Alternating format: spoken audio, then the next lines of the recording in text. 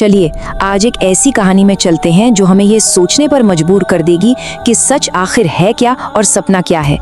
ये कहानी है एक आदमी की, उसकी एक रात की और एक ऐसे सच की जो किसी भी डरावने सपने से कई ज्यादा खौफनाक है। तो ये कहानी एक बड़े गहरे सवाल से शुरू होती है। दुनिया में सबसे ज्यादा डरावनी चीज क्या हो सकती है?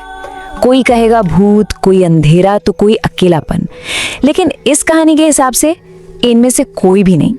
कहानी का मानना है कि सबसे डरावना सच होता है। जी हाँ, वो सच जिसे हमारा दिमाग मानने को तैयार ही नहीं होता, क्योंकि अगर उसे मान लिया तो हमारी पूरी दुनिया, हमारी पूरी हकीकत ही बिखर जाएगी। और बस यही सच इस कहानी की जड़ है।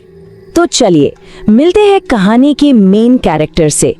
ये कहानी है अर्पित की, एक नौजवान जो एक पुरानी वीरान फैक्ट्री खरीदने के बारे में सोच रहा था। एक रात हालात कुछ ऐसे बने कि उसे उसी फैक्ट्री में रुकना पड़ गया। लेकिन उसे क्या पता था कि अगली सुबह उसकी दुनिया हमेशा के लिए बदलने वाली है। तो होता ये है कि अर्पित की आंख खुलती है और वो एक बिल्कुल अनजान बिस्तर पर है। उसके पास में एक औरत और एक बच्चा सो रहे हैं जिन्हें उसने जिंदगी में पहले कभी नहीं देखा। वो तो फैक्ट्री के धूल भरी खटिया पे सोया था, लेकिन ये तो एक साफ सुथरा कमरा है। उसका दिल जोर जोर से धड़कने लगता है। वो हड़बड़ा कर बाथरूम की तरफ भागता है, सोचता है कि शायद कोई बुरा सपना चल रहा है, चेहरे पर पानी मारेगा तो सब ठीक हो जाएगा। लेकिन जैसे ही वो आईने में देखता है, उसकी चीख निकल जाती है। आईने में जो चेहरा था वो उसका नहीं था। ये कोई सपना नहीं था, वो सच में किसी और के शरीर में फंस चुका था। और पता है, ये खौफनाक तजुर्बा बस एक दिन का नहीं था। नहीं, ये तो एक ऐसे भयानक जाल की बस शुरुआत थी जिससे अर्पित का निकलना नामुमकिन था। हर सुबह एक नया शरीर और एक नया डरावना सच। जरा सोच कर देखिए उसकी हालत।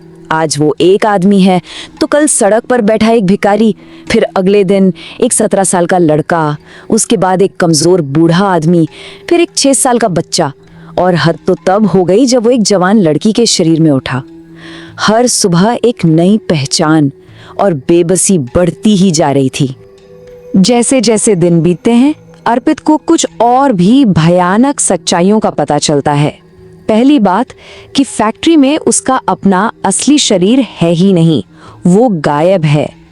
दूसरी बात कि वो जिस भी इंसान के शरीर में एक दिन गुजारता है, उस इंसान को उस दिन के बारे में कुछ भी याद नहीं रहता। और तीसरी और सबसे डरावनी बात, इस मुसीबत में वो बिल्कुल अकेला है। अब अर्पित को पक्का यकीन हो गया था कि ये जरूर कोई भूत प्रेत का चक्कर है। फैक्ट्री के पास जो कब्रिस्तान था, उसे लगा कि वहीं से कोई साया उस पर लग गया है। पूरी तरह हताश होकर वो मदद के लिए एक तांत्रिक के पास पहुंचता है। तांत्रिक उसकी पूरी कहानी सुनता है। जाहिर है पहले तो उसे यकीन नहीं होता, लेकिन अर्पित की हालत देखकर वो मान जाता है। वो कुछ पूजा पाठ, कुछ झाड़ फूक करता है और फिर ऐलान करता है कि बुरी आत्मा का साया हट चुका है। अर्पित के मन में उम्मीद की एक छोटी सी किरण जागती है, पर अगली सुबह उसकी वो उम्मीद भी टूट कर बिखर जाती है। उसकी आंख एक बहुत ही बूढ़े आदमी के शरीर में खुलती है, जो इतना कमजोर है कि बिस्तर से हिल भी नहीं सकता। मतलब तांत्रिक का इलाज पूरी तरह फेल हो गया था। अब उसके पास कोई रास्ता नहीं बचा था। कई दिनों तक ये सिलसिला चलता रहा, यहाँ तक कि एक दिन वो खुद उस तांत्रिक के शरीर में भी उठा। और फिर कहानी में एक ऐसा मोड़ आया जिसके बारे में कोई सोच भी नहीं सकता था। कहानी भूत प्रेत की दुनिया से निकलकर सीधे साइंस फिक्शन की दुनिया में पहुंच गई। तो एक सुबह अर्पित की आंख खुलती है और इस बार वो किसी इंसान के शरीर में नहीं है। वो एक छोटे कद, बड़े सिर वाले एक एलियन के शरीर में है। वो एक हाईटेक जगह पर है जहां उसके जैसे और भी बहुत सारे जीव हैं। सबसे अजीब बात ये थी कि वो जीव मुंह से बात नहीं करते थे, वो सीधे दिमाग से दिमाग में बात करते थे, मतलब टेलीपैथी से। और उन्हें तुरंत पता चल गया कि उनके एक साथी के शरीर में किसी इंसान की चेतना है। और फिर उन्होंने अर्पित को उसकी इस हालत की असली वजह बताई। उन्होंने बताया कि ये कोई भूत प्रेत या कोई श्राप नहीं है, बल्कि ये एक ग्लिच है, एक टेक्निकल एरर। ये पूरी कायनात की चेतना के सिस्टम में आई एक बहुत ही रेयर खराबी थी, जिसकी वजह से अर्पित की आत्मा अलग अलग शरीरों में कूद पा रही थी। उन्होंने इसे बहुत ही आसान तरीके से समझाया।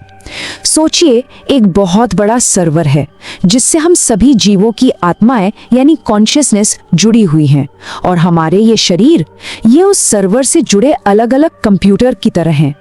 अर्पित के साथ जो ग्लिच हुआ, उसने उसे एक कंप्यूटर से दूसरे कंप्यूटर पर जंप करने की ताकत दे दी। इस एक खुलासे ने अर्पित की पूरी दुनिया ही हिला दी। मतलब हम जिसे अपनी हकीकत मानते हैं कि हम सब अलग अलग इंसान हैं, कि ये दुनिया सच है, वो सब एक धोखा था।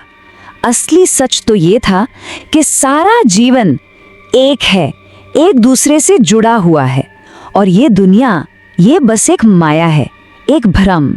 खैर, उन एलियंस ने उस ग्लिच को ठीक कर दिया।